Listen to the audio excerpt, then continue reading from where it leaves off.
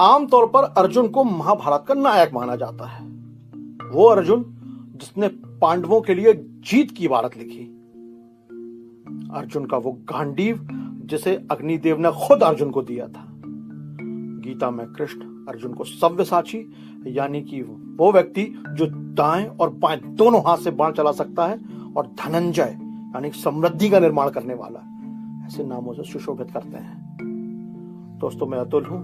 आज शनिवार है और हर शनिवार को आपको कहानी सुनाने का वादा है। आज सुना रहा हूं महाभारत के ऐसे नायक की कहानी जो महावीर था, महापराक्रमी था, बड़े बड़े सूरमाओं के लिए काल जैसा था, पर उससे भी कुछ गलतियां हो गई। आज की कहानी है वो पांडव जिसे भोगना पड़ा नरक। तो कहानी को आगे बढ़ाते हैं। महाराज पांडु और कुंती का तीसरा बेटा अर्जुन द्रोणाचार्य का सर्वश्रेष्ठ शिष्य और गजब का धनुर्धर, जिसका कोई सानी नहीं।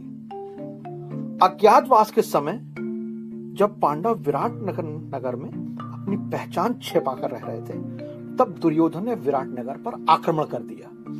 दुर्योधन चाहता था कि पांडवों का पता लगा लिया जाए और उन्हें फिर से 12 साल का वनवास और 1 वर्ष का अज्ञातवास हो जाए। चिढ़ तो चिढ़ है, लेकिन ऐसा हो नहीं पाया।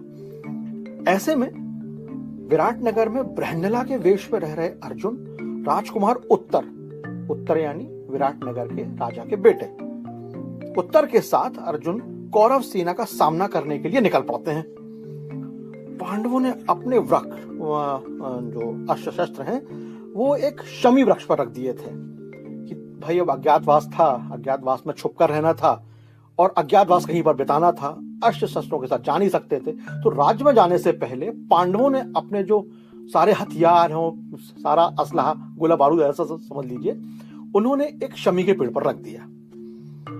दुर्योधन की सेना से युद्ध करने से पहले अर्जुन निश्चित रूप से अस्त्र शस्त्र लेने के लिए शमी वृक्ष की ओर पहुंचते हैं। कौरवों ने बृहन्नला के वेश में अर्जुन को रथ पर चढ़कर जब शमी के वृक्ष की ओर जाते देखा तो उन्हें कहीं अर्जुन के आने की सुगबुगाहट और आशंका भी हुई। द्रोणाचार्य ने तो भीष्म से कहा भी कि गंगा पुत्र, मुझे इस वेश में जो दिखाई दे रहा है वो मुझे अर्जुन से जान पड़ता है। तभी अर्जुन रथ को शमी वृक्ष के पास ले जाते हैं और उत्तर से उन्होंने कहा कि राजकुमार, जल्दी से वृक्ष पे जाकर ऊपर चढ़ जाओ और धनुषों को उतारो। उत्तर ऊपर चढ़ जाते हैं। उत्तर को वहां पर 5 धनुष मिलते हैं। उत्तर पांडवों के धनुषों को लेकर नीचे उतरते हैं और अर्जुन के आगे रख देते हैं। कपड़े में लपेटे हुए उन धनुषों को जब अर्जुन ने खोला तो सबने से एक दिव्य कांति निकली। ऑब्वियस है, पांडवों के धनुष हैं। अर्जुन ने कहा, राजकुमार, ये अर्जुन का गांडीव धनुष है। तब तक अर्जुन ने यह खुलासा नहीं किया है कि वही अर्जुन है। राजकुमार उत्तर ने नपुंसक का वेश धरे हुए अर्जुन से कुछ चौंकते हुए से कहा कि यदि ये धनुष पांडवों के हैं तो पांडव कहां हैं? अब अर्जुन ने कहा, मैं ही अर्जुन हूं। अब उत्तर फिर चौंका, कहा कि मैंने अर्जुन के कई नाम सुने हैं। यदि तुम मुझे उन नामों का कारण बता दो तो मुझे तुम्हारी बात पर विश्वास हो सकता है। तब अर्जुन ने अपने सारे नाम बताए। अर्जुन ने कहा, मुझे धनंजय कहते हैं क्योंकि राजसूय यज्ञ के समय बहुत से राजाओं को जीतने के कारण मुझे यह नाम दिया गया। मुझे कपिध्वज कहते हैं क्योंकि हनुमान मेरे रथ की ध्वजा पर हमेशा विराजमान रहते हैं, इसी कारण मुझे कपिध्वज कहा जाता है। मुझे गुडाकेश भी कहते हैं, गुडा निद्रा को कहते हैं और मैंने निद्रा को जीत लिया है, इसी वजह से मुझे इस नाम से भी पुकारा जाता है। मेरा एक नाम पार्थ भी है क्योंकि मेरी मां कुंती का नाम प्रथा था, इसलिए मुझे पार्थ नाम से भी लोग बुलाते हैं। मुझे लोग परंतप नाम से ही बुलाते हैं क्योंकि मैं अपने शत्रुओं को ताप पहुंचाने वाला हूं। मुझे कौंतेय भी बुलाते हैं क्योंकि मैं कुंती के नाम से, कौंतेय के नाम से जाना जाता हूं। मुझे पुरुषभ भी कहा जाता है। ऋषभ चूंकि श्रेष्ठता का वाचक है, जो पुरुषों में श्रेष्ठ हो उसे पुरुषभ कहते हैं। मुझे भारत भी कहते हैं क्योंकि भरत वंश में जन्म लेने के कारण मेरा नाम भारत भी हुआ है। मुझे किरीटी भी कहते हैं क्योंकि दानवों पर विजय प्राप्त करने के कारण इंद्र ने मुझे मुकुट पहनाया था। मुझे महाबाहो भी कहते हैं क्योंकि आजानुबाहु होने के कारण मुझे कई लोग इस नाम से भी जानते हैं। आजानुबाहु यानी जिसकी भुजाएं घुटने से नीचे आए। बहुत पराक्रमी होते हैं, बहुत वीर और बहुत महान होते हैं ऐसे लोग। फाल्गुन का महीना और फाल्गुन इंद्र का भी एक नाम माना जाता है। अर्जुन को इंद्र का पुत्र माना जाता है, इसलिए उन्हें फाल्गुन भी कहा जाता है। सव्यसाची हम उनका नाम बता ही चुके हैं कि दोनों हाथों से तीर चलाने वाला। कभी वो बिना हारे किसी युद्ध से लौटे नहीं, इसलिए उन्हें विजय भी कहा जाता है। अर्जुन के रथ पर हमेशा सुनहरे और श्वेत घोड़े जुते होते हैं, इसलिए उनका नाम श्वेत वाहन भी कहा जाता है। युद्ध करते हुए अर्जुन कोई भयानक काम नहीं करते, इसलिए वे विभत्सु भी कहलाते हैं। दुर्जय का दमन करने के कारण मुझे जिष्णु भी कहा जाता है। अर्जुन ने मान लिया, उत्तर ने मान लिया कि यही अर्जुन है। उसके बाद युद्ध होता है और विराटनगर के इस युद्ध में अर्जुन कौरव सेना को बुरी तरह हराते हैं। वो अर्जुन जो अकेला करीब करीब पूरी कौरव सेना भीष्म, द्रोण, दुर्योधन, दुशासन, कर्ण और ऐसे कई महारथियों पर अकेले भारी पड़ गए, वो अर्जुन, वे अर्जुन इतनी खूबियां और इंद्रियों पर गजब का नियंत्रण रखने वाले अर्जुन महाभारत में थोड़ी सी ज्यादा प्रशंसा नहीं है। कुछ ऐसे क्षण भी आए जहां अर्जुन कमजोर पड़े।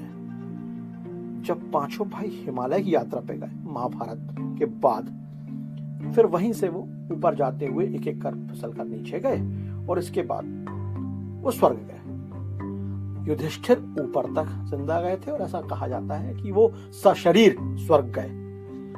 एक मान्यता और है दोस्तों, कहा जाता है कि अर्जुन को स्वर्ग नहीं नरक में जगह मिली और इसकी कई सारी वजह है।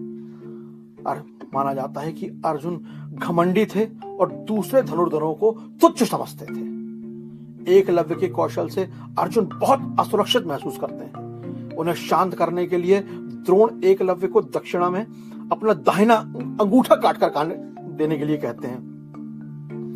कर्ण की धनुर्विद्या से अर्जुन इतने क्रोधित होते हैं कि वे हमेशा कर्ण को सूत पुत्र यानी सारथी का पुत्र कहकर उनका मजाक उड़ाते हैं। अर्जुन पांचाल एक स्वयंवर में, एक स्पर्धा में द्रौपदी को जीतते हैं। गजब का स्वयंवर, गजब का निशाना। लेकिन मां कुंती के कहने पर वे उसे भाइयों के साथ बांटने में संकोच नहीं करते।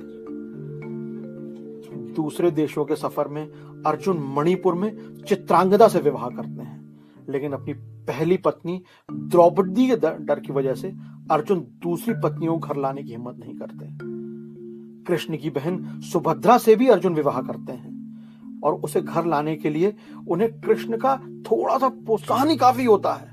हालांकि इसके बावजूद भी वे सुभद्रा को द्रौपदी से मिलाने का साहस नहीं रखते। द्यूत यानी जुआ खेलते वक्त जब कौरव द्रौपदी को बालों से खींचते हैं और चीर हरण की कोशिश करते हैं, तब भी अर्जुन नहीं, कृष्ण द्रौपदी की मदद करते हैं। जब पांडव दासों के वेश में मत्स्य राज्य में 1 साल बिताते हैं, तब अर्जुन द्रौपदी को कीचक के यौन पीड़न से सुरक्षित रखने में इनकार कर देते हैं और तब कीचक का वध भीम करते हैं। किन्नर बृहन्नला के वेश में अर्जुन संपूर्ण कौरव सेना को अकेले ही हराते हैं, लेकिन मत्स्य राज्य और उसके राजकुमार उत्तर को बचाते हैं। लेकिन कुरुक्षेत्र में वे ऐसा नहीं कर पाते। कुरुक्षेत्र में युद्ध शुरू होने से पहले अर्जुन हिम्मत हार जाते हैं। कृष्ण उन्हें गीता का ज्ञान देते हैं। कृष्ण अर्जुन दोनों पहले से मित्र हैं, सखा हैं, लेकिन इससे पहले कृष्ण ने अपने विचार अर्जुन को कभी नहीं बताए थे, क्योंकि अर्जुन ज्ञान प्राप्त करने के लिए तैयार ही नहीं थे। गीता सुनने के बाद भी अर्जुन, भीष्म, जयद्रथ, कर्ण को तब तक नहीं मार पाते जब तक कृष्ण अपनी युक्ति का इस्तेमाल कर उनकी मदद नहीं करते। महाभारत में अर्जुन एक भी कौरव का वध नहीं करते, भीम ही सभी को मारते हैं। युद्ध के बीच में युधिष्ठिर अर्जुन के गांडीव का अपमान तक कर बैठते हैं। तब अर्जुन अपने बड़े भाई के साथ झगड़ा भी होता है। कृष्ण दोनों के बीच सुलह कराते हैं।